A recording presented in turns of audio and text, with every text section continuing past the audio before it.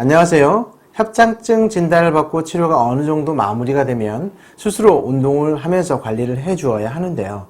어떤 운동을 어떻게 해야 하는지 막연할 때가 있습니다. 허리 협착증 운동을 어떻게 해야 하는지 그 이야기를 해보겠습니다. 전문의 한의사 설백 서영호입니다.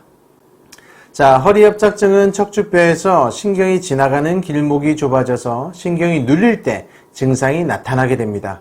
이때 협착증으로 인한 증상은 지속적으로 나타나는 것이 아니라 신경을 누르게 되는 자세나 동작에 의해서 유발되는데요. 통증이 나타나는 자세나 동작의 공통점은 바로 허리를 뒤로 펴는 동작입니다.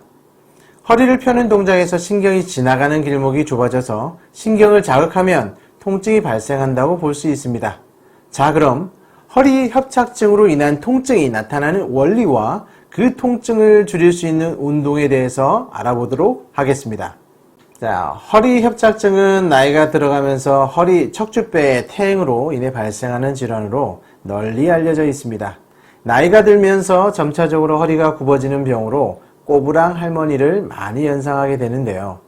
이런 허리 협착증의 시작은 바로 척추 사이에서 눌린 디스크입니다. 나이가 들수록 키가 작아지는 것 같다고 합니다. 아마 척추 사이에서 눌린 디스크로 인해서 점차적으로 허리가 굽게 되면서 그런 것이 아닌가 생각이 되는데요. 척추 사이에 디스크가 눌리게 되면 호빵 같던 디스크가 호떡처럼 되면서 척추 주변은 많은 변화를 겪게 됩니다. 척추 사이에 디스크가 퇴행으로 눌려 척추 사이 공간이 좁아지면서 척추뼈 주변 인대, 힘줄 및 근육들도 변형이 생기게 되는데요. 그 변형으로 위 그림과 같이 신경이 지나가는 척추관이 좁아지는 결과를 초래합니다. 척추관을 좁아지게 만드는 구조물이 세 가지가 있는데요. 위 그림에서 색깔을 입혀 표시를 해 보았습니다. 동그랗게 표시한 부분이 신경이 지나가는 신경관을 표시한 것입니다. 회색은 후종인대, 파란색은 후관절부, 초록색은 황색인대를 각각 표현한 것입니다.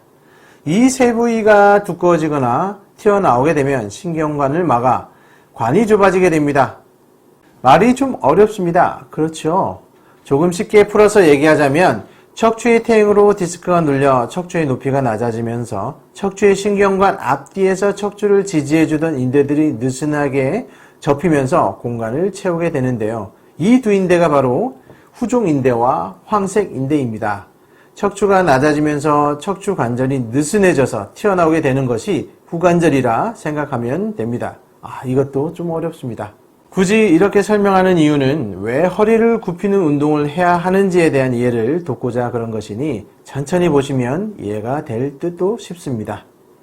결론적으로 말하면 눌려서 좁아진 척추 때문에 인대들이 늘어나고 굳어져서 협착증이 생겼으니 운동은 척추 사이를 벌려주면서 신경 자극이 되지 않는 운동을 하자입니다.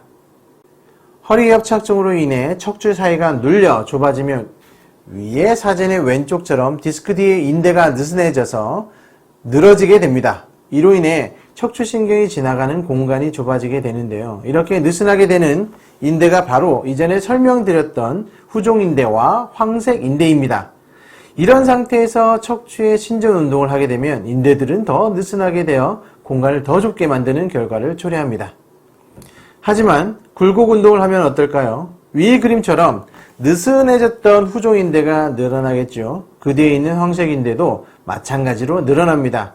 후관절 부위도 살짝 벌어지는 효과가 있고요. 전반적으로 좁아졌던 신경관이 일시적으로 넓어지는 효과가 있습니다. 역시 신전 운동보다는 굴곡 운동을 해야겠지요. 자, 그럼 이제 어떤 굴곡 운동을 해야 할까요? 허리 협착증일 때 굴곡 운동의 대표 주자는 바로 골반 경사 운동입니다. 골반 경사 운동은 등을 펴면서 골반을 앞으로 움직이는 운동인데요. 바닥에 누워서 할 수도 있고 벽에 기대서 가볍게 할 수도 있습니다.